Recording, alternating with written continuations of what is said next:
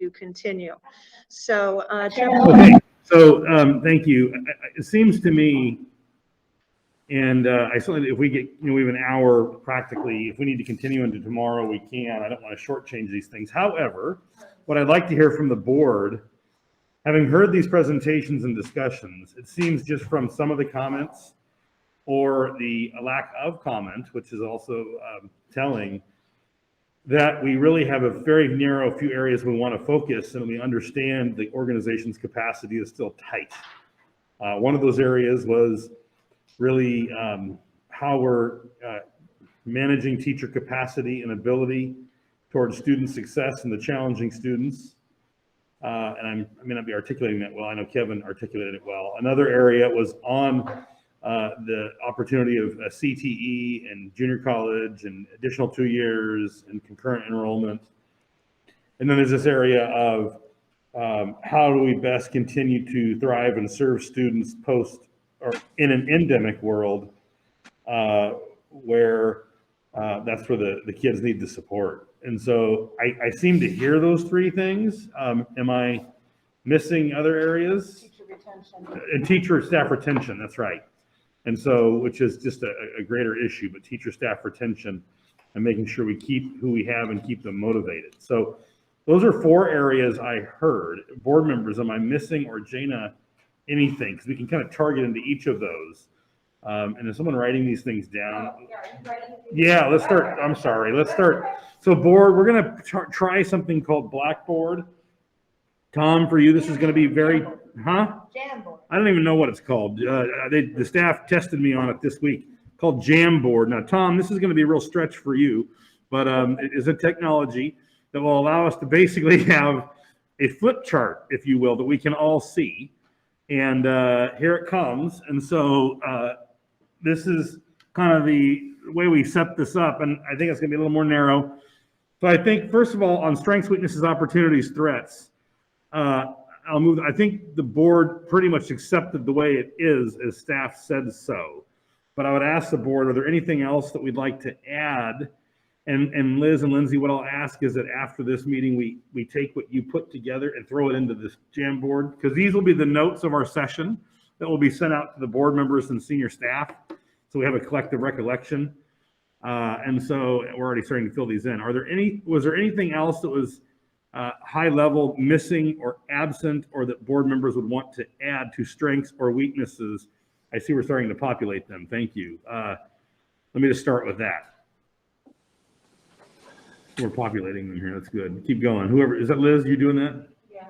Great. So Lindsay, while Liz is adding these, can you just again read us the strengths and weaknesses in the high level, or does somebody have those? Yeah.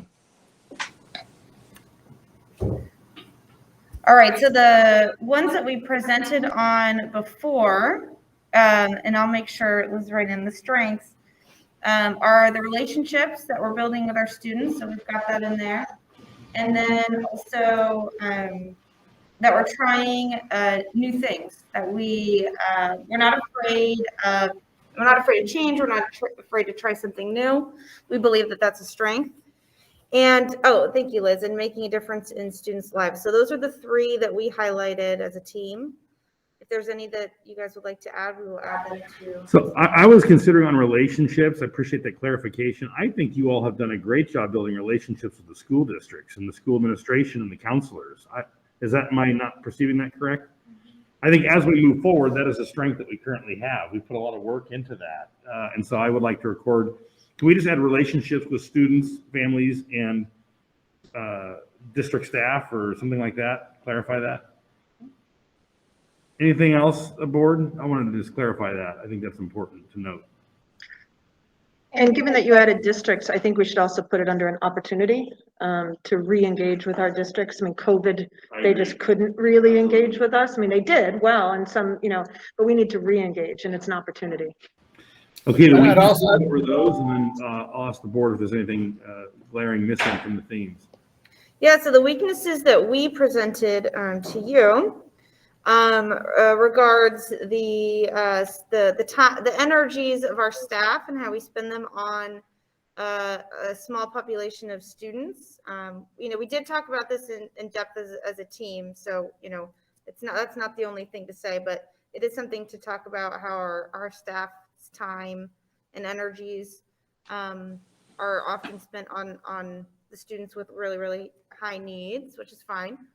And that's not to say special education. That's just to say we have a population of students who come to Pivot that really need us. And then the other part was regarding, keeping our staff, keeping our experienced staff. We do build these Masters of Independent Study in Virtual Education at Pivot, and we don't want to lose all that investment in them. And so their retention related to their salaries, related to the scope of their job, and the flexibility that they may or may not be afforded when working at Pivot. Those are areas that we can really look into. Okay, so.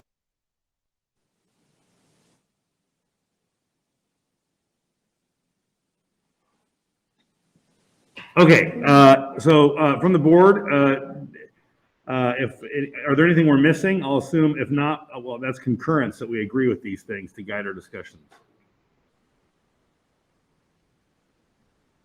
Okay, I'm not hearing anything. So going forward, then our opportunities and our inhibitors or our challenges or threats were, one more time, quickly. Yes, so our opportunities, we focused really on the college and career aspect of our students, and keep in mind that also includes building relationships with those organizations. So it's not just getting students into them, it's also building relationships with them, which Luis has been doing great at, but we have further opportunity there. So for Liz, who's writing in our slide, we're supporting more students for both college and career, which includes CTE and concurrent enrollment. So as a reminder to everybody on the call, college does not just mean after you graduate. You can also attend college as a current high school student. And so college during high school and college after high school are opportunities for us. Great. And keep in mind, we remember that the team said that those are the best fruits to pick as far as opportunities with the staff we have. Okay. And then we had the challenges. Legislation was one of them. And then I think it was this teacher burnout, retention. Climate. Okay. So those were the two, if I recall. Board, anything else that we think is missing or needs to be added? Ralph, go ahead. In terms of threats, I think we always have to worry about, not just legislation, but our relationship with our authorizers, because as was pointed out, those can change, and that's those relationships that have to be constantly managed and taken care of. Okay, let's add that then. Great. Steve, go ahead. We can't hear you. Steve, I'm sure you're saying something brilliant. Share it with us. Unmute. Something brilliant. So sorry. I don't know how brilliant it is, and I know a couple of our fellow board members won't agree with this, but I do want to bring up that an opportunity is to grow, whether we grow in place or we grow in other counties. Certainly something that at this level of discussion, I think we should put on the table. So I agree, and I would like to add that under opportunities is growing in an endemic environment or a post-pandemic environment. What does that mean? I think you're absolutely right. I think we, as we said earlier, are uniquely tooled to offer some services and support to students that should relate to that in a way that works for us. So yeah, we should add that. Other comments from board members? Because this slide now will inform where we're headed. So yeah, I agree with Steve. I'm sorry, I just jumped in. I didn't raise my hand. I agree with Steve. We always have to be thinking about what are our opportunities under whatever environment we're in, and growth. It's something we'll always want to consider. okay, then I'm going to move us along, but board members feel free. You can jump in, Ralph. It's no problem. It just helps me kind of see what's going on. Kevin, go ahead. I'm just kind of wanting to capture the opportunity for. I'm wanting to come back to all the data that's in the LCAP and somehow capture how that in and of itself is an opportunity to guide, to drive, to inform our practice. Because I think that that's something that has been valuable for the organization and that we don't want to lose. And then I think in Tracy's presentation, gosh knows I know the challenges of special ed, and Tracy's doing such a wonderful job. But I think what I heard, the underpinning of Tracy's presentation was also looking for new opportunities to meet the needs of our special needs populations. I mean, and she's being very innovative in doing that. But it's the reasons things like collaboratives are formed, small cluster schools are opened, internship programs and special ed for teachers are being facilitated. And so while it's a challenging deficit, it can be an opportunity to grow as an organization from that need. So I've benefited from the need of special ed to challenge the organization because it also has called some regular ed teachers to look at data differently, to be more informed about student individual education plans and focusing on them, to non-designate students. How do we move them away from designation by meeting their IEP goals? So I think, maybe Tracy can help me here with the language, but I think that continuously defining and continuously initiating special education responses is an opportunity. Okay, so let's see if we can get that written. Liz has given it a shot. Thank you for that, Kevin. Continuous evaluation and redefining. Can you articulate, well, first of all, let's wait for this to pop up. Does that so far, Kevin, reflect what you were trying to advocate for? Okay, great. Continuous evaluation. Also, I want to capture what you said about the LCAP. So the LCAP clearly, and I certainly appreciate you suggesting that it is a great state tool. It is definitely a way we can see where we are and what we're doing and where we have made completion and in progress. Is there something in that? Because we're always going to look at that. That is a guiding document. We're going to see it again tomorrow. To me, it's more of a tactical document that is showing us where we are in a given year and how we're achieving the things we said that we would achieve. And so it itself drives what we do on a day-to-day, week-to-week, year-to-year basis. From a strategic perspective, as we're looking ahead, more broad, is there, you still advocated for something about that being on this list. How would we articulate that? Well, and thank you, Jim, because I'm kind of struggling. Again, the document itself is a mandated driver that informs practice. So I mean, I understand that, and other board members have said that. Maybe it's to wait again until tomorrow when we revisit it more specifically. But I think that embedded in the LCAP are some new opportunities that maybe haven't surfaced yet this morning. Okay. So maybe if I could just keep it on the table. Yes. As we review the LCAP, so with that, my understanding, we're going to review it in more detail at the board meeting tomorrow. Yes, we are. However, that is, we review it in more detail at the board meeting. We listen with an ear for opportunity that is an opportunity appropriate to our strategic planning. Got it. So I'll restate that what we come up with today, as we look at the LCAP tomorrow, we should make sure it's consistent. And if there are things that we did not articulate today that the LCAP informs us tomorrow that we want to add, we could do so. Okay. Very good, James. Terrific. Outstanding. I'm learning. No, it's a good partnership. Excellent. All right, that makes sense. Okay, other board comments? If not, we're going to take this opportunities and paste it into another slide and flesh this out a little bit in kind of a today, tomorrow, and dream. So that's kind of the process we're working through. And Yes. are we also going to put the weaknesses sort of as it's a focus as well, right? So it's opportunities, but we also, the weaknesses are things that we see as opportunities to fix. So they're kind of one and the same, but different. So I think the thing there is this whole staff retention and ability. So I think we need to list it as something we need to deal with, right? So yes, I don't.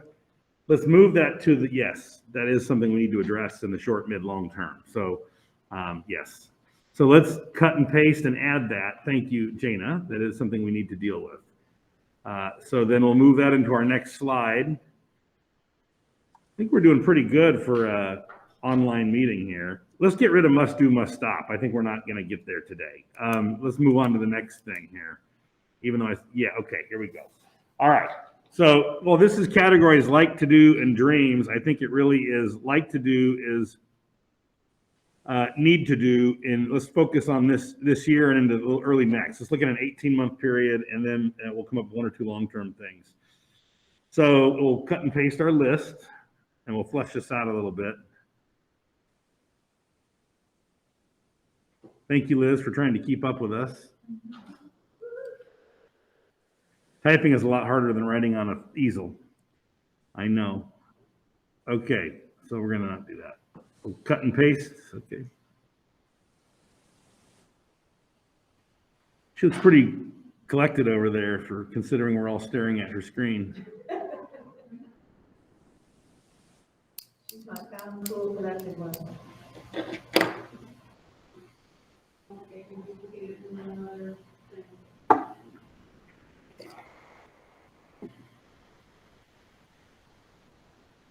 The staff time and energy allocation across different student populations is something this leadership team will. You're going to deal with that, yeah. And I think Kevin articulated that well. That that's an administrative, but I think we concur that that needs to be. And we're bringing more. Yes.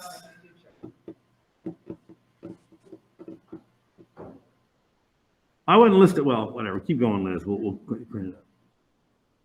There aren't any weaknesses or strengths, or there's just stuff on this list. It's the things we're dealing with. Yeah. So take that out. The other exercise informed us collectively and corporately on now what we're building as our look forward strategically. So, and we'll take these and as they list. And board members here, the goal is to set a tone for Jana and her team by which they'll continue to work through these things, and we'll want to see progress. And then these things should inform our LCAP and our budget development and that sort of thing as we look to the next school year. And if we need to refocus resources in this year, but really looking to next and next. So, okay, where were we? We're getting there. Here we are. Okay. So we have staff time energy allocation across different student populations. So let's make a note. I think that is to be addressed by the administrative team. But I think that there's support of the board members that, yes, and a few of you are educators, so you clearly understand that challenge. So let's make a note next to staff time energy that would be addressed by the administrative team. While we're doing that, then let's talk about staff retention, work-life balance, salaries, compensation. What of this discussion can we have openly here, Jana? I think that is something we clearly need to deal with. In our organization at the city of Pismo Beach, we're certainly talking about this and engaging employees. I just met with all the employees in 2 separate increments yesterday, as a matter of fact, dialoguing about this. So healthy organizations are having these discussions right now. Besides compensation, which is something we always need to be mindful of and address, and I can assure everyone in this room and listening to the meeting that Jana does a very good job articulating what we need to do for you to stay competitive and to keep you. I want to look at everybody, but then I'm not looking at my board members. Challenging. So forgive me if I'm not looking at you in the eye. That would be my preference. So she does a very good job articulating that. And so then with what we have and how do we maintain a sustainable operation is always the challenge the board members have. And so I think we certainly want to continue to keep people here. In addition then to compensation that we don't discuss in the open, what other things does this mean in the 18 months period here? What else? I'm going to let other staff chime in that were involved with this group that was involved in this conversation the last 2 days. But in the past, we as an organization, staff and board, have said, look, we're small. We can't offer salaries like districts can. That can't be our goal, or we'd go under. And again, that's just been our philosophy. So flexibility in scheduling and redistribution of responsibilities, bringing in different kinds of teachers that can, or staffing, I should say, that can take over some things that are stretching our current educational coordinators and education specialists very, very thin, because of all these things that we keep adding to their plates. We just keep adding. We have very infrequently taken away any responsibilities. We just keep adding. And sometimes it's pivot with new initiatives and ideas and great things and new data and new assessments, but sometimes it's the state. Like, it literally was September when 9 different pieces of legislation got thrown at us to implement immediately, right? We already had our program and our staffing worked out, and then there were all these things we had to change. And yet nothing got taken off their plate. As a matter of fact, we added again because we brought them back to a campus and said, you need to do this site-based program for these kids too. So flexibility, redistribution of responsibilities. And the only way to do that is to look at alternative ways of staffing certain things, like with paraeducators and paraprofessionals. Not the only way, it is one way. I would love to hear, especially from our board members that are prior educators on that. But that said, in this world today, in this market today, in this incredible increase in cost of living expenses and real estate and rent, salary is now way up there as a driving factor to these people that we are losing, to the people that we are trying to attract to come to us, way more than ever before. Before, we used to be able to share our thoughts with new candidates, for example, that look, you get flexibility, you get to drive what you want to do, you get these relationships, blah, blah, blah. It's a different kind of program. It's a trade out for, this higher salary at a district or even another charter school. I mean, like I said, that one teacher left making $12,000 more at a different charter school. And that's just not flying anymore in this economy. It's just not going to work. It's just a reality. We're not able to attract as many teachers, and we're not going to be able to keep our teachers. So we need to have that conversation. And I know we've set salary schedules, things like that, but I want you to hear from the staff on that a little bit, if it's okay with you. And then yes, it'll be, board meeting on compensation scales in the future. But I want them to be able to chime in. We are working as a team on the other items, the flexibility factor, the restaffing of sites and redoing and usage of our sites. We will work on that. That will help. But money's a big driver these days. Everybody's leaving the profession, and it's crazy. Okay, before we hear from the staff, Pat Martell and then Kevin Harrigan wanted to make some comments. Pat, go ahead. So I want to follow up with what Jana has just said, because I had my hand raised earlier and I was going to raise many of those issues. I've been listening intently to all of this, and my concern is this.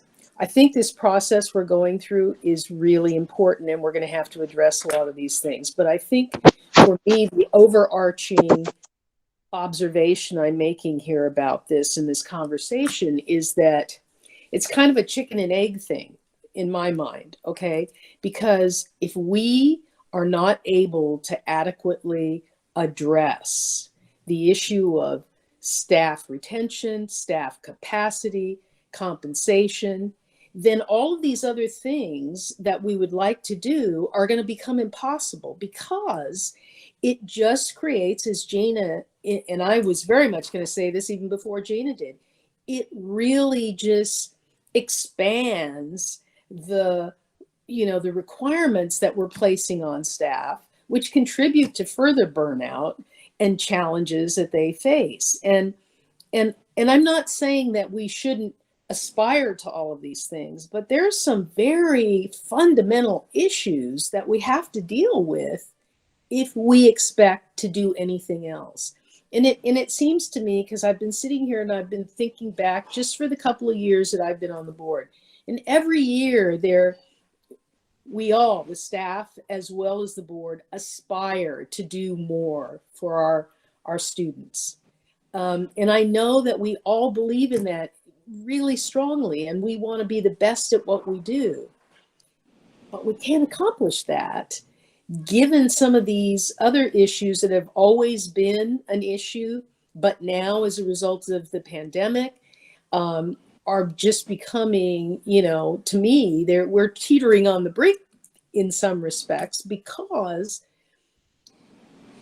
of the teacher issues that we're facing and the challenges that we're going to continue to face when many of our teachers will have opportunities to go somewhere else, and the difficulty that we've already heard from staff about filling positions and then putting more responsibility on the staff that remain after people leave. I just think that these are really crucial issues, and these are not issues that the staff can address. They certainly can talk amongst themselves with respect to the allocation of responsibilities and dealing with certain administrative, and operational responsibilities. But it's a much bigger issue, as I see it, that has to be addressed in order for us to then aspire to all of these other things that we would like to do.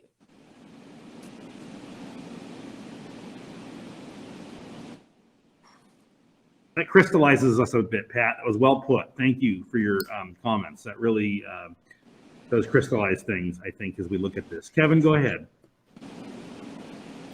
Well, I would like to support what Pat just said.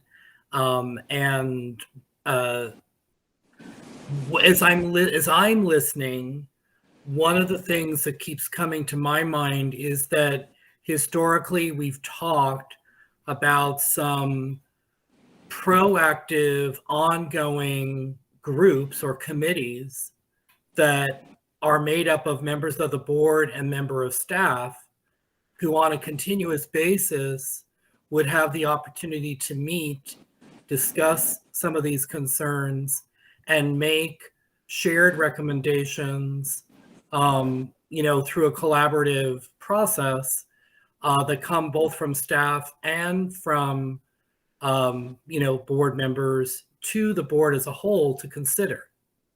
We've talked about a compensation committee every time this comes up, and we haven't really followed up on that as a process. I heard earlier the curriculum is being considered. The curriculum committee has not been active, in my experience, for 2 years, since we had a very active curriculum committee that went through the process of reviewing assessment instruments.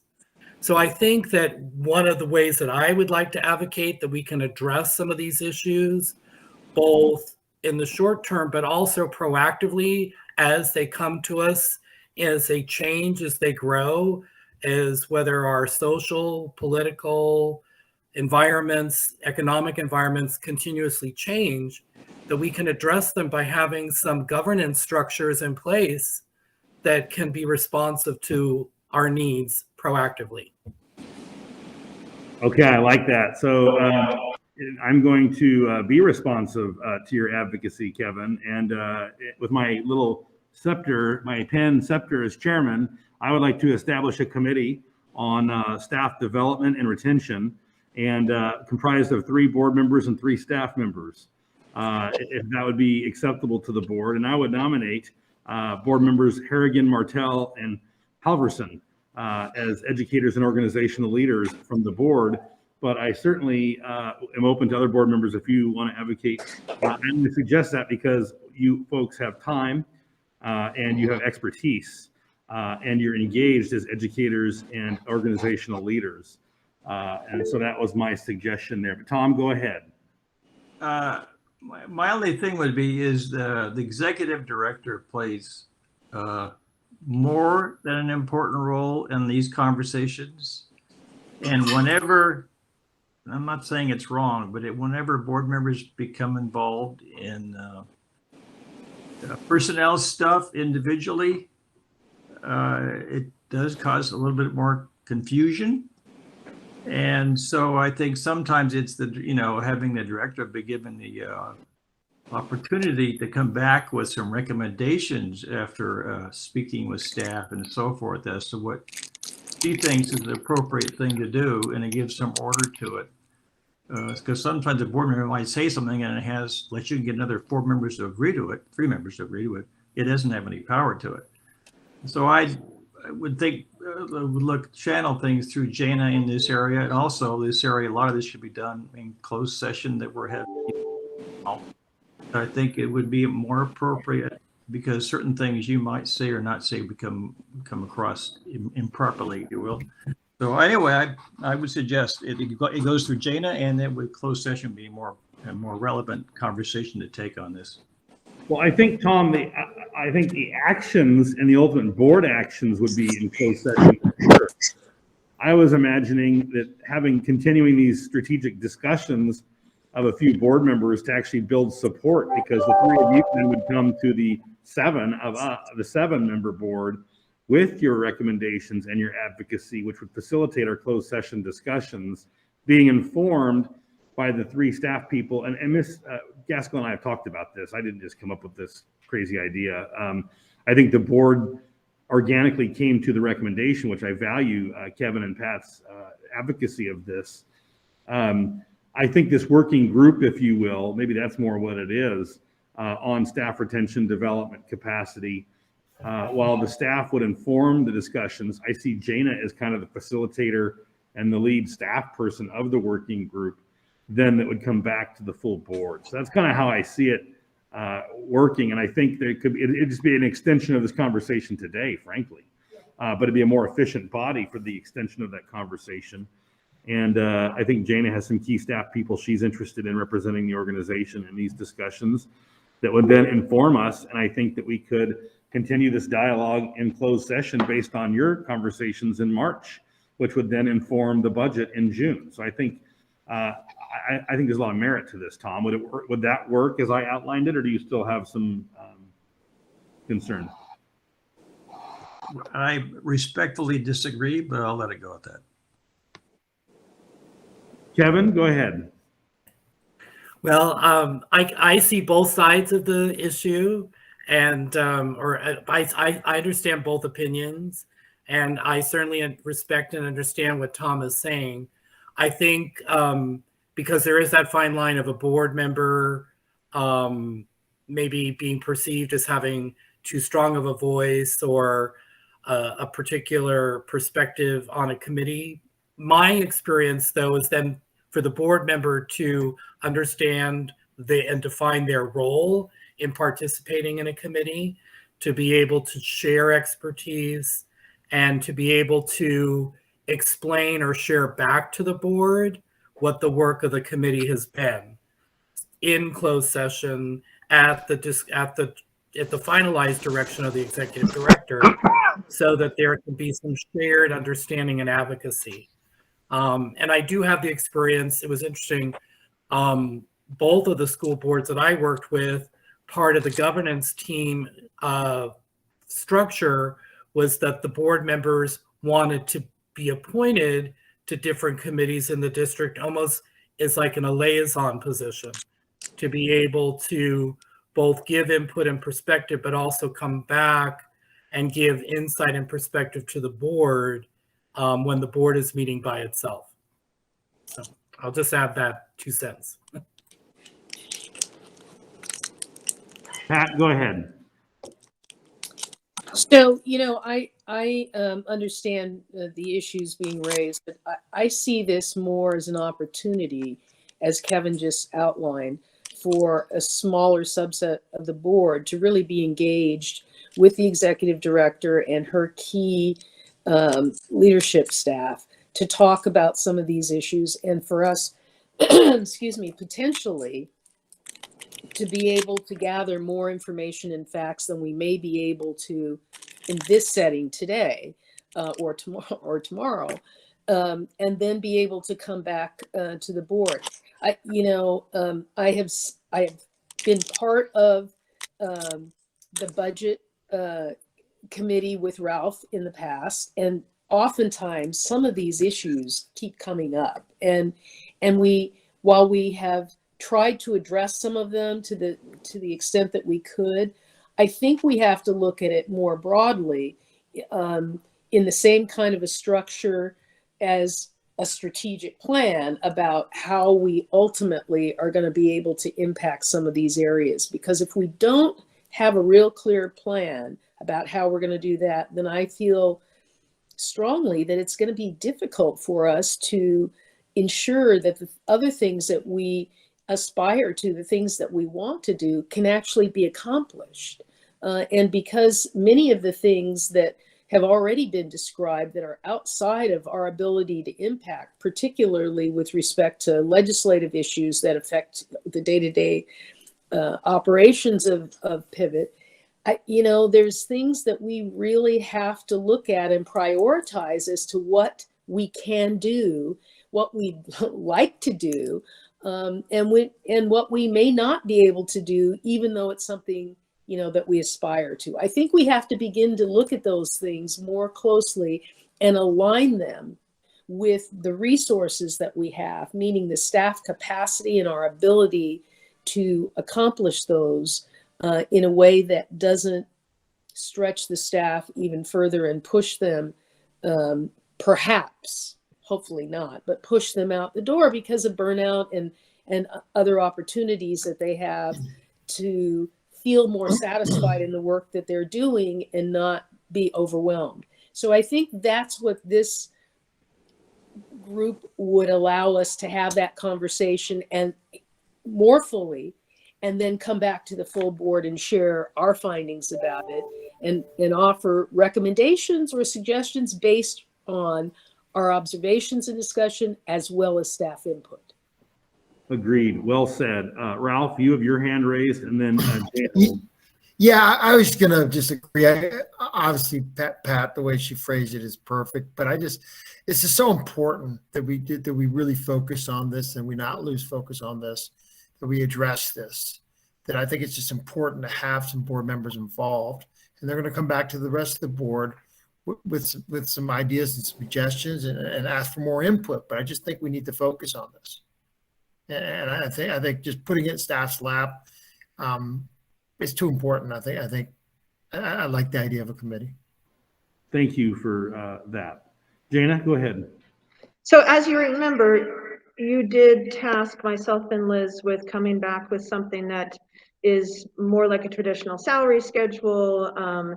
You heard earlier that there are several of us already working on redistribution of job responsibilities that would then impact and affect whatever that kind of salary schedule would look like, compensation would look like. So all of that's already happening. What I think the committee would help us with is that we can present these ideas to the committee, as Kevin and Pat stated earlier, and get feedback before we actually sit down in March in a closed session. Also, there's other models out there that I know Kevin and Tom and Pat, and actually all the board members, having been prominent business members as well, could have suggestions on other models that are out there, to tweak what we're going to be bringing to the table. So the work was already being done. Liz has done a lot of work. She's actually been working with Lindsay on the redistribution, and I meet with them regularly so they can update me as well. So it's not like we're starting over from scratch. The point in bringing it forth today after this leadership team meeting is that it's urgent. And it's different than what we've discussed in the past when we discussed, hey, we need to have a salary schedule. We need to really look at our compensation hard because of the times that we're in. So whereas we met last March or last even June, and you said, you know, work on a salary schedule next year, this is that on steroids. So I'm receptive to and you know me, I need more meetings, like I need a hole in my head, as does everyone here. But this would be very helpful for us to get that feedback, to get the buy-in from the board members before we sit down in March, because it's such a crucial thing right now. It's not just let's look at a raise, it's a overhauling of our compensation.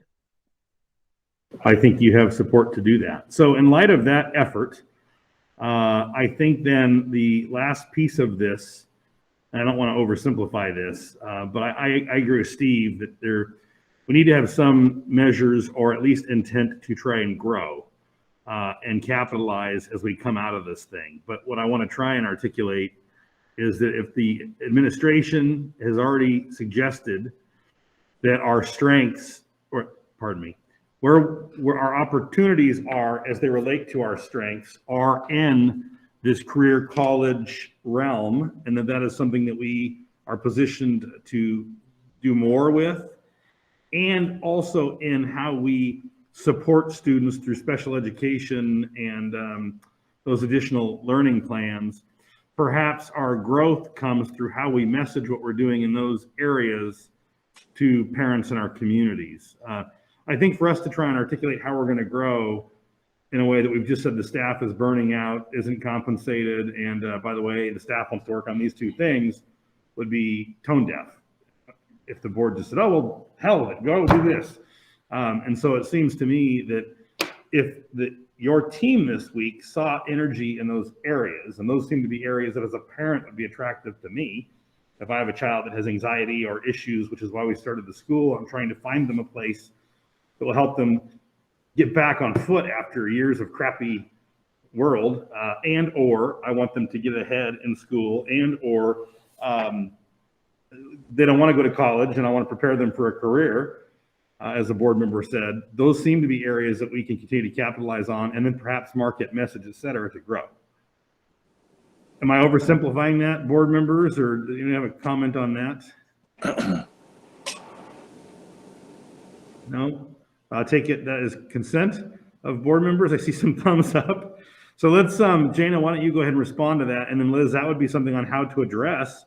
I think we say we continue to support staff investment in CTE and leveraging of community colleges and on special education and customization, and we target our growth through those areas. Jana, go ahead. Yes, and I'm just going to state it hopefully in a more, it is hopeful.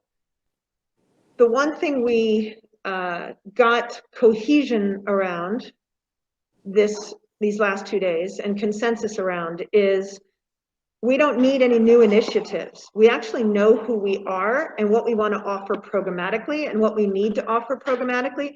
Whereas in the past, it was more reacting and trying something new and trying this thing and, oh, we need that thing.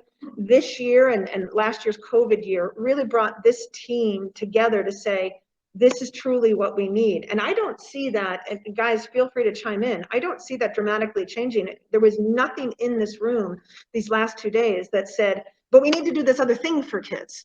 So it's more about stabilization of the program. CTE was always on our radar, but now we have some, stronger focus. Same thing with college counseling and concurrent enrollment specifically. We're going to perfect those. We're not looking at anything new. We need to continue being responsive to the special education population. And that might be some programmatic changes, but nothing dramatically new. So we've only got this other piece to focus on, right? It's to continue to focus on what we have had, to do it a little bit better. We're stabilizing, and we've got this other piece now. Tom, go ahead. This repeat what Jane has said, but we used to say it every year. It's quality over quantity. And it's hard.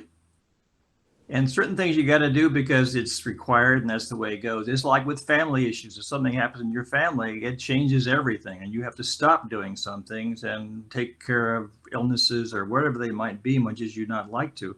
but you have to drop some things off. That's just the way it goes. Or I'll pardon the expression, go through the emotion to take care of it, but the reality is you're not going to spend a lot of time or money on it, much as you'd love to. If you don't make those decisions and set those priorities, then you will go crazy. You will go nuts. And so to me, it is the quality over quantity. Do some good things really well. Some things we consciously know we're not going to do that much with. We simply can't. And we sort of know what they are, but don't want to talk about it. So to me, it's always priority. That's the way it works. And if you want to be successful, I always thought in our district, I know that reading and math and creating good citizens, that was it. And everything else, we'd love to have a great science program, music, and we did, but we knew we weren't going to spend a lot of money on it because we didn't have it or nor the time. And also it was bringing up new curriculum, and the staff would often say, oh, here we go again. And this is a priority this year as opposed to another year. You go nuts. So I think at the end of the day, I want to say, did I make a difference in someone's life today and they feel better off for it? First of all, that they're loved, cared about. That's the top dog.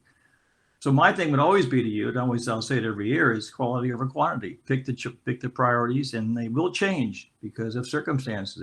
That's the reality. You'd like to, but it's make a difference in a kid's life, and I didn't go crazy doing it. And there will be certain days you wonder why you're doing this. But on the other hand, most of the time you should feel like, yeah, this is cool. I love doing it. But you got to make choices, and you can't do everything. And if you try that, you will make everybody else go crazy as well. And so I will always encourage that. You got to stop. Some things you got to do because that's required. Okay, get it over with and move on. But anyway, quality over quantity. That's it.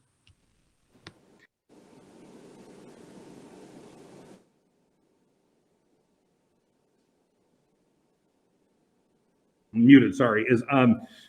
Thank you, Tom. I appreciate that. I think as we look at on the columns on the right here as to how we're addressing these things, we probably should add that as a final reminder, that this quality over quantity thing. And I think, Tom, you always give us that admonition, and I think it's important.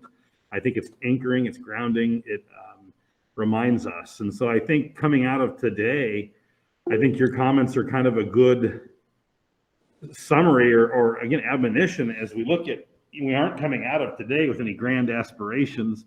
I tend to be that kind of person. And that is sometimes it's good to be challenging, but also more important to be realistic. And I think your comments say, look, and the staff comments are, here's a few areas we want to focus on that we can be good. We need to take care of our people first. We can continue to focus and get growth through these areas. But remember, we have to keep quality over quantity. And I think that's kind of where we're coming from. Kevin and then Steve, go ahead.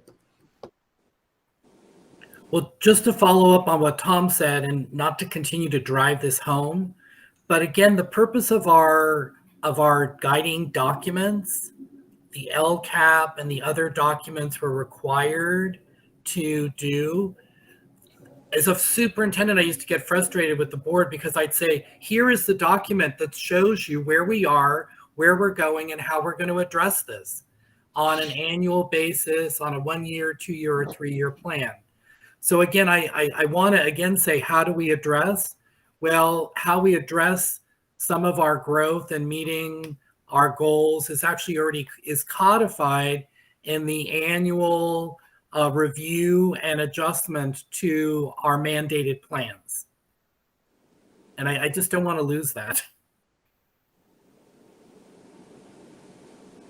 Because it's also a lot of work for staff, and it's not work that's redundant. It's the work that informs what Jana just said. We know what the initiatives are. We know where we are and where we're going. And so I think it's important to codify that. But Kevin, and understood, isn't that is the document that drives our work? I mean, so like today we're having this larger discussion, but if it isn't in that document, or if it isn't codified or tracked in that document, it isn't being worked on, correct? I mean, that is the document that we all look at that drives the work. I mean, and Steve and I had this conversation because I think the foundational work of the organization, yes. And then can we have goals that we perhaps aspire to? I think those are just as important. Or what additional future steps may come out of those implementations might be something that we also can look forward to. But I think the foundation is, Jim, in those documents about what we're doing today. And Jana, again, is the LCAP currently written? What is is it a 12-month cycle, an 18-month cycle? Our budgets are a 3-year cycle. Yeah, it's so our great. budgets are another document that inform us of our multi-year. Yeah, it is 3, Kevin, Okay. 3 years. So we have embedded in our practice, which is actually difficult for us as educators, but it's a rudder that many businesses and other institutions don't have. To have a 3-year multi-year plan, a 3-year multi-year budget projection does help us respond to what we'd like to do and how we're addressing it, because the how we're addressing it is embedded in those plans. Yes. And I come back to this because I think that there's such good work there and we don't need to create redundancy. Well said. Thank you. Steve, go ahead. Yeah, so I just want to agree a little bit with Tom and then disagree with Tom. I agree with Tom that we shouldn't do things that are not in our wheelhouse. I think we know who we are. Peter Drucker asked 3 important questions of any organization. What is your business? Who is your customer? And what does your customer perceive as value? I think we know the answers to those questions really well, and we drive decisions based on those answers. And I think that's what Tom's getting to. Don't go outside of that focus. And I believe that we do that really well.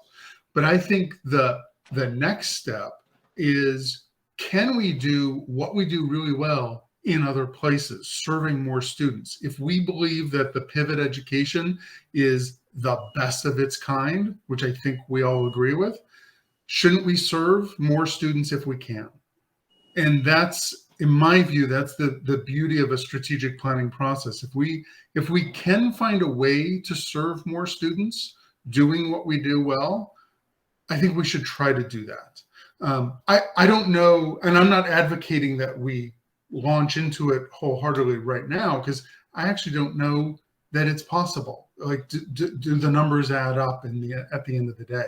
I do see that our reserve has grown to a fairly large number and percent of our operations, which is what we want. I think it's actually a little bit larger than what our goal is. And so can we invest the overage in that into expanding in some way? Don't know the answer to that, but I think it's worth trying to drive to that answer. Thank you, Steve. Liz, your hand is up. Go ahead. Yes, I just wanted to clarify if Member Siegel was talking about our ending fund balance, or because we don't have designated separate cash reserves that are substantial. We have operating cash, but we do not have, for example, a large reserve fund. So I think that's the ending cash balance is probably what I'm referring to. It's whatever, I think we're driving towards a 15, is it a 15%? 20%. 20%. And aren't we over that 20% threshold? We are over that, yes. But that is our ending fund balance, and a lot of that is fixed assets. However, what Steve, I think, is alluding to, and it's my understanding as well, is that we have a board at one of our last meetings said, you presented something that said we had a balance in our fund balance that was exceeding a number that we wanted to invest it. How are we strategically going to invest that? It was getting large for an organization of our size. And we talked about, do we further buy a site, invest in a site? We had that discussion, and now it sounds like you're saying we don't have that. Well, it's not cash. A lot of that fund balance, as you know, Jim, is equipment and our facilities. Well, can you highlight that tomorrow, Liz, again? Because I have Steve's understanding as well, but we had some excess that we needed to do something with. And that was kind of part of today's discussion. I was hopeful that we could have gotten to that, and we haven't, but maybe you can remind us all tomorrow in the budget. How about after lunch? Honestly, it might help your discussion, I don't know. So come back together? Well, yeah, we were gonna come back together. Okay.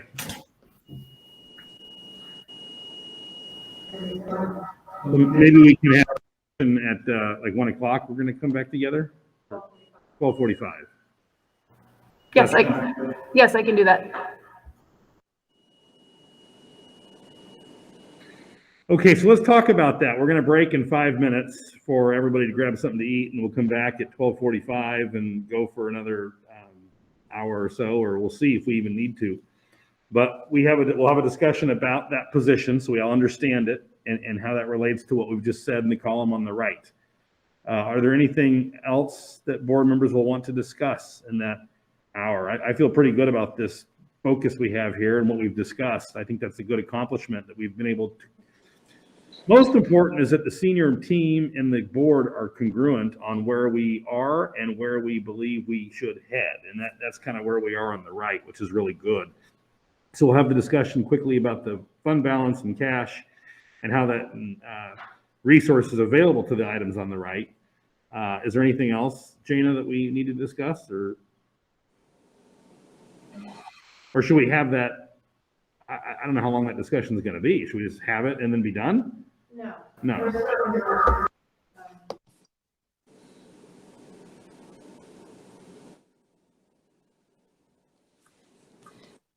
Back at 12:45-ish, Got continue it. until we can have that conversation and then wrap this all up with a big bow and be out of here by 1:45 too.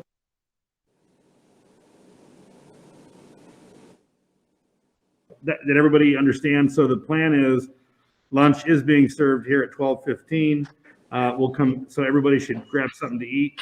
We'll come back 12:45 and discuss the budget question we just asked. If there's any other final comments, and then we'll wrap up likely around 1:30. If that's terrific. Okay, well, I think our only order of business to wrap up, unless other board members will put a bow on what we talked about earlier, is for Liz to kind of give us a quick primer on this fund balance and what Steve was talking about. And let's understand where that is and what that is. So Liz, why don't you go ahead and take it from there, and we'll look at that and how that can be leveraged, if at all, for the things we discussed this morning.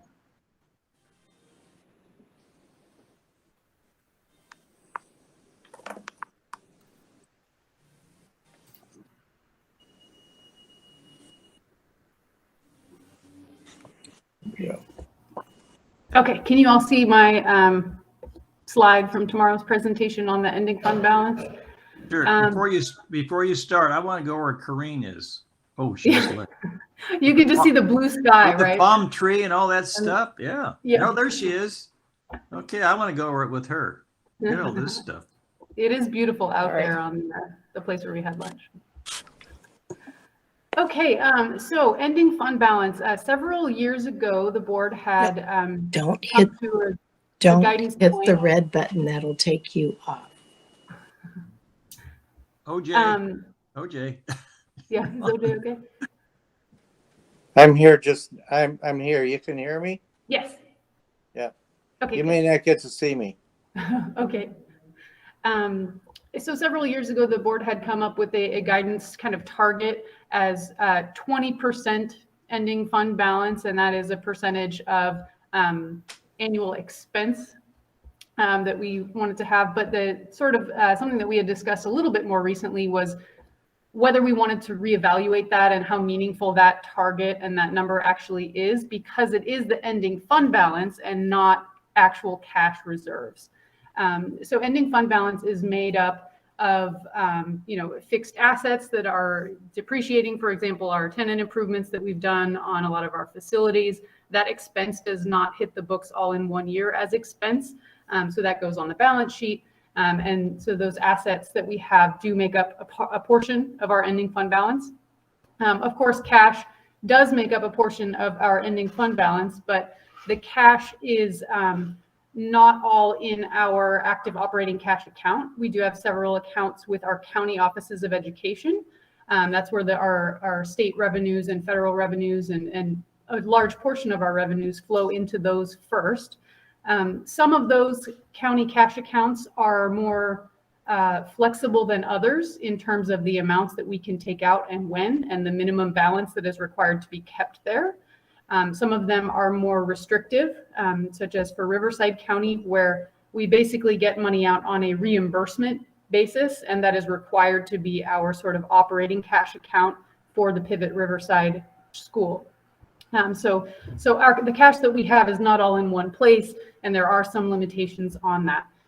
The cash that we have the most flexibility with, of course, is in our own Roads Education Business Banking account. And that is sort of our, active operating cash that we use to pay bills on an ongoing basis, and the bulk of our payroll comes out of there and everything like that. So that is our primary cash account. But I just want to point out, we do not have a separate savings account for reserves. And that is something that if we wanted to work toward, for example, having a down payment to purchase land or property or something like that, it would be potentially advisable to have a separate cash reserves savings account for that designated purpose, instead of having it in our sort of, circulating operating cash.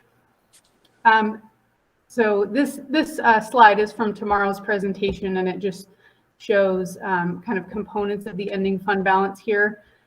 So we have all the assets, including cash, including our fixed assets, like capital projects that are depreciating, things like that. Other current assets, this big blue arrow, was actually accounts receivable, because if you remember, we had a lot of deferrals from the state last year. So these were assets, but they had not yet materialized. We also have, as part of our cash and part of these accounts receivable, money that is already spoken for in the form of grants and things like that. So for example, we have currently about $500,000 in the Expanded Learning Opportunities Grant and $400,000 of federal ESSER funds that has been received and not yet spent. So sometimes the cash we have is not cash that we can use for whatever we want. It's a very designated, restricted purpose grant. So when we look at our cash balance, it doesn't always necessarily mean, that this is cash we have available on hand to do whatever we want with. So that's kind of the ending fund balance in a nutshell. As far as our cash balances go, you'll notice on the slide in the presentation, if I skip forward here, went too far. The cash balance, it looks very high, it looks very healthy. But again, a lot of these funds are restricted funds, like the ones that I just mentioned, such as the federal ESSER monies and things like that have a 3-year spending timeline. We don't get all of it up front, but we do get, kind of a big influx in the beginning. So we just need to be very careful that, when we see this cash balance, yes, this means we're, likely not going to have to sell receivables, but that doesn't mean that this is all cash that we have flexibility in spending however we want. Another thing I'd like to point out, so even though this first number down here in July shows a cash balance of over $1 million, within that month, this period of July and August, we had a cash balance in our primary business account that was less than $150,000. So this is, representative of like the end of the month. It's a snapshot, one point in time. But over the course of a month, we sometimes can see really dramatic fluctuations. And that very low balance this summer was due to the deferrals that we had from the state. We hadn't been paid yet for, a lot of our revenues from the spring of 2021. So we got very, very low balance until we got a bunch of checks from the state in and wire transfers and things like that to pay us back for our revenues from the spring.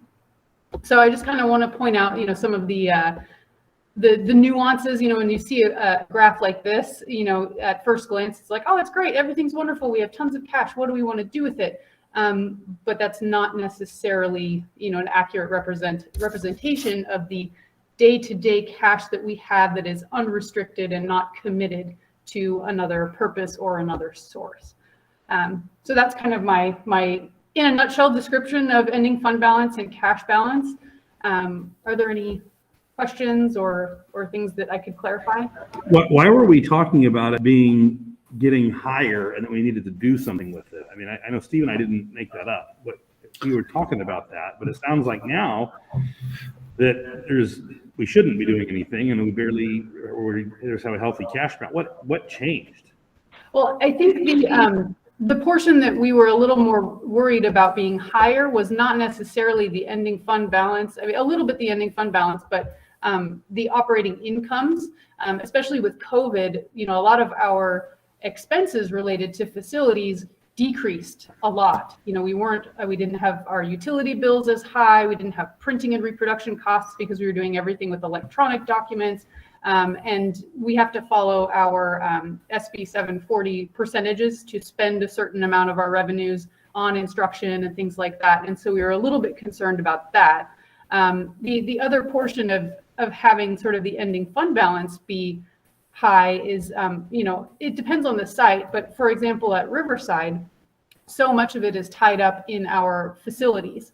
And it causes, an ongoing impact of, 10% of Riverside's expenses are potentially depreciation for the next 4 years, and so having a funding balance or an ending fund balance that's so high and so full of like capital expenditures that are depreciation, or that will be depreciation over the next several years, is something that can be a little bit precarious, and that we need to, make sure that we don't have something like that's going to kind of tank the ongoing annual expenses, because depreciation is so high and we're going to be upside down every year.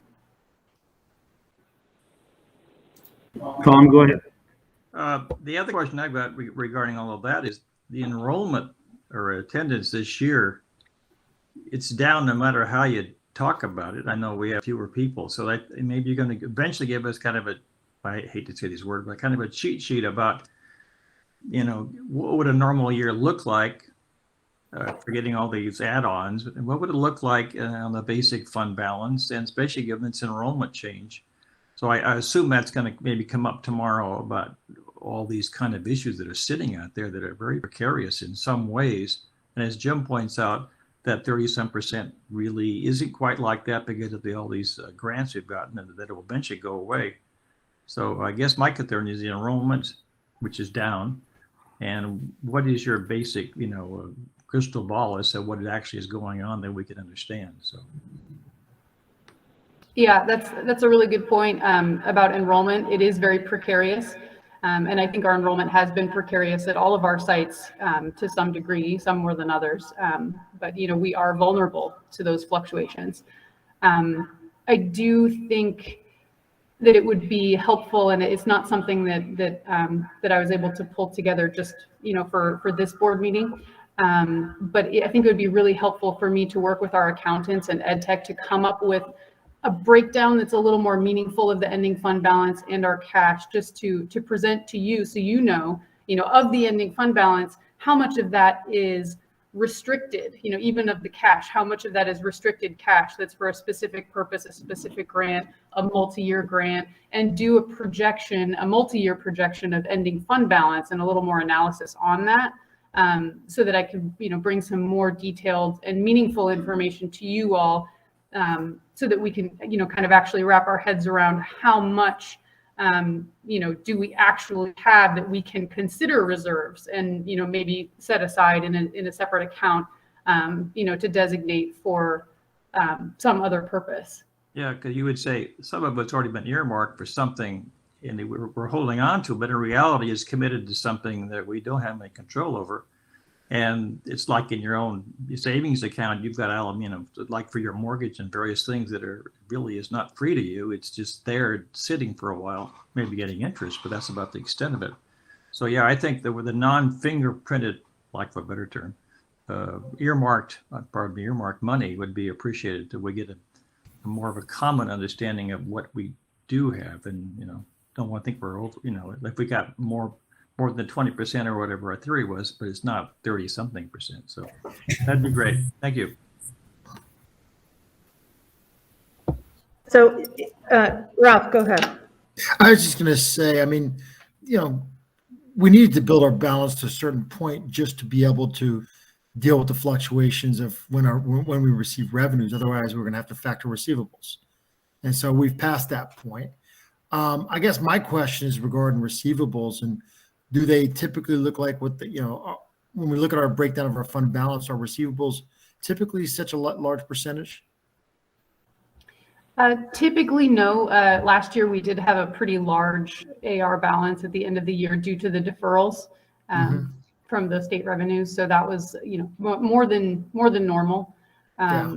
Yeah. So, but we do have, some fluctuations. So as I was mentioning, the county cash accounts, the timing of the revenue deposits there, and then the amount of time to get the funds transferred from there into our, primary roads business accounts also varies. So, sometimes we might get a really large, revenue, transfer into our Sonoma County account there. But, depending on the timing of when they cut checks and when our authorizer submits the paperwork and all that kind of stuff, sometimes it takes an extra few weeks to get to us, or even a month. If someone's out of town, and our authorizer is a small district. So, the coverage there can vary. And same with San Diego County, same with, Riverside County. There's lots of fluctuations in the timing of that as well. So even if we have the money in our county cash accounts, it still may be hard to access in those extra few weeks until it makes it into our roads business account. Mm-hmm. I do think a projection of cash would be useful, because fund balance, isn't cash. Although, receivables do become cash when they get paid. And so that's obviously a good thing, but we do have this sort of cash flow game we play with our receivables. We always have flexibility if we needed to access cash to sell some of those receivables on relatively good terms, but it's better not to do that because it costs you money. Yeah, I definitely agree. I think we've been very fortunate to not have to sell receivables in the last few years, especially due in large part to some very smart decisions by the board. And I want to make sure that we don't, kind of get ourselves into a situation where, we think we have more, in reserves than we actually do, or in spendable cash, and then get ourselves right back into a position of having to sell receivables again. Mm-hmm.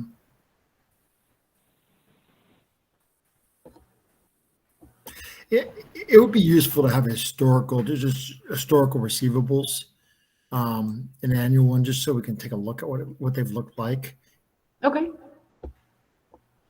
I can pull that together. So I'll make some notes to work with EdTech on the historical data regarding our selling receivables, and also on more of an analysis of our ending fund balance versus cash reserves, and how that sort of breaks out into restricted or unrestricted cash, and see if we can kind of get a projection going forward of what will happen to the fund balances as our capital projects depreciate, and things like that, to see kind of what are we actually looking at in terms of flexibility. What do we have to work with for some of these dreams for the future, that I know some board members would really like to talk about. What other opportunities that are out there, and what resources do we have? What cash do we have to kind of get those started?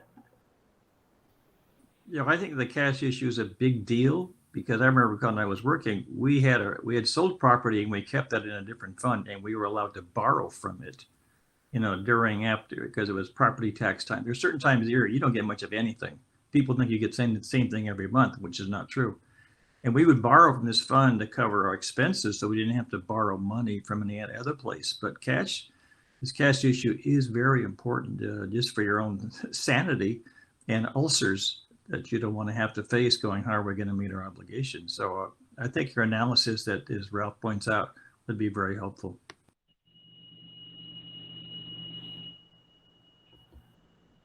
Okay, I'll definitely work to put some of that together for the next meeting. Dr. Harrigan?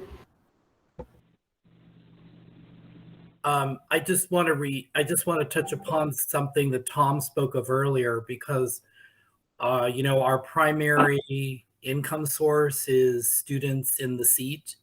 And so if we are experiencing some declining enrollment this year, we know that then preparing our budget for the next year is going to be the projection that we're able to use then for the next year through the county offices is impacted by our current enrollment.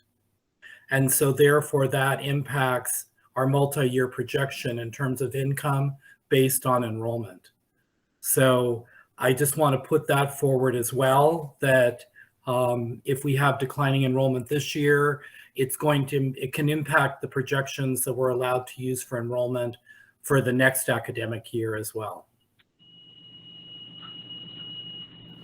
Yes, that is a very good point as well. We just came out of that period of being, the hold harmless legislation for ADA. So we were being funded at our rates from the 1920 school year. And this year we're back to normal, but it takes a while to catch up because we are funded on the prior year enrollment and ADA information through the first half of the school year, essentially.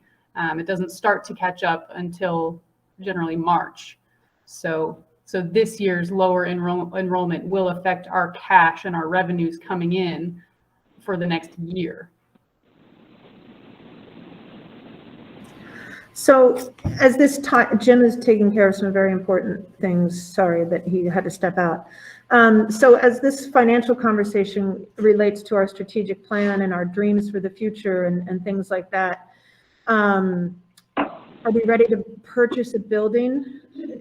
Maybe, because that enters us into this other financial strong position possibly, and that's why the facilities committee and I will be meeting very soon. But not with anything cash that we have. It would be a loan, right? And it'll affect our books, in some ways positively, in some ways negatively, but because we would have an asset, obviously. But that's neither here nor there. It's not an immediate sort of a thing we're going to jump on. But as far as, growth, this is another conversation that we've had over and over again every year, especially given the declining enrollment that Kevin just, brought up. Every school district except 12 in the state of California is in declining enrollment. That's the last statistic I heard. Therefore, all of the big alphabet soup organizations in school districts and public education have been working with legislators to rewrite overhaul the entire funding formula for schools, for public schools. It's really an intriguing thing that I'm having to track literally on a every other day basis. The point of that, though, is that everyone is experiencing it. We are not experiencing it proportional to the rest of the state. That's a good thing. We are in decline in enrollment, but not as bad as my colleagues and also many of the school districts, small and big. There was just Craig forwarded me something from San Marcos. They are 1,200 students down. That's $15 million they have to cut out of their budget for next year. So, and they're not considered a large school district in relation. They're kind of medium to small. So that said, growth to me in future conversations, your executive director, is more about what some of you touched on earlier. How can we leverage the fact that we are stabilizing? Well, this is our program. These are our kids. How can we leverage that to have more students that we can serve? Not the, once we've mastered once this whole team, board and everyone feels we have successfully stabilized and are offering a consistent program for all students, quality-wise, what can we do to ensure that we never have to worry about, or that we hopefully would never have to worry about, a negative annual operating income? at any of our school sites. That is my biggest financial goal. It seems like a no-brainer that every school has to focus on that, but we've come so close in so many years that we, not shell games in a negative way, but just, this teacher has to now work over at this campus and it has to work at that one. That's not a bad shell game. It's just, it's come too close. It's too close for comfort on an annual basis. So that is the growth opportunity perspective that I would like board input on once we've successfully gone through this sort of stabilization year with some of the things that we addressed earlier as our strategic focuses. I won't even say initiatives because most of the things are ongoing things. It's just focusing on them and stabilizing them, including teacher job responsibilities, tasks and salaries and things like that for retention and continued staffing levels, to be honest, based on enrollment. So that's the growth conversation I want to have. How can we ensure that on an annual basis? Is there, we have not continued to get a lot of new students except at Riverside this year because they have a brand new facility. So it's this new thing in the area. So given that, we have to talk about other sources of revenue or not. That's the feedback and the input I would like from the board on growth moving forward. Don't shoot me. I'm just throwing out these random crazy ideas that we have talked about before, but like another charter, like another program, like renting out for our facilities, like not having our own facilities, but we rent out from other people. Lots of different ways, but that's what I would like us to address after this stabilization year, so to speak, that I'm calling it. Does that make sense? Is that helpful? Any questions? Okay. Logistics, we will get you the notes from today's meeting. And then tomorrow morning, those of you who are, because there's lots of staff on here right now, those of you who are still here from the leadership meeting, we will have breakfast at 8:30, same place, same channel here in the room that we've been meeting in. And then our meeting, that'll be at 8:30. Our meeting will start at 9. I do suspect we will be done before lunch, if not well before lunch. Tomorrow is just a regular business meeting.